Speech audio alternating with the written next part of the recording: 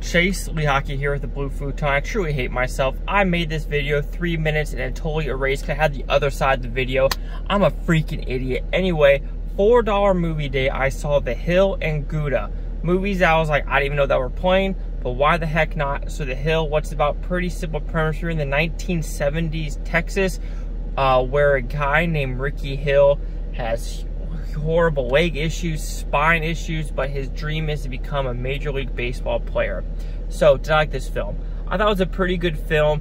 Yes, some people would call it extremely preachy on the religious side, but I do think it's a good story of hope and following your dreams of, you know what, there's going to be barriers in your life, and some of the barriers are going to be way harder than others. Like, this guy had it tough as a kid. The Kardashians had zero issues with their lives. I'm sorry.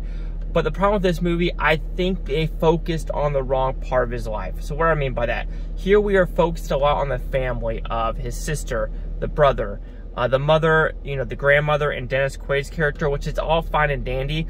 But the last 20, 30 minutes of actually doing the MLB tryout was the most fun and just most interesting part of the movie. And how it ends is basically him saying, you know, he got drafted to the Montreal Expos, but only for 4 years because his body basically gave out, or his spine gave out. If they focus on those 4 years of what he endured throughout the Major League Baseball, or, you know, I don't know if it's actually the Major League or it was more like the Triple A's underneath, if I'm saying that completely wrong, or the Double A's, I think that would be a more just intriguing story of how Ricky Hill strived and tried to do the best he can in the pros. But like I said, I understand they were trying to go for that family element, but I know this sounds awful. I kind of want to know what happened after the tryouts, and I think that is a big hinder for the movie. Oh yeah, before I continue on with Golda, I was doing this video, and this car right here hit my car while I was in it. And I was like, yo, you hit my car, lady. I mean, it's a little like, you can't really do anything. She's just like kind of shrugged off. It's like, people are starting to be freaking assholes in the world. Anywhere, Golda, it's a story about, I think, 1973, 1976, Israel. And it's a very interesting time in the world with Munich happening and the Arabs and Jews not getting along. But this is a story about the Prime Minister Golda, what she did to win the war with Syria and Egypt invading Israel. I'm putting a lot of quotations because it does talk about in this story how in 1947 the Palestinians were kind of scooted away, let's put it out of the way, out of their land.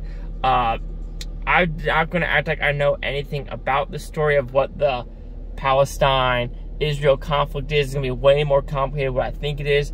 However, with this movie, it did feel a little one-sided, and just, I wish it had more information about the Syrians, the Russians, as well as the Egyptians, of why they were doing what they were doing, because it kind of makes no sense when you look at a map.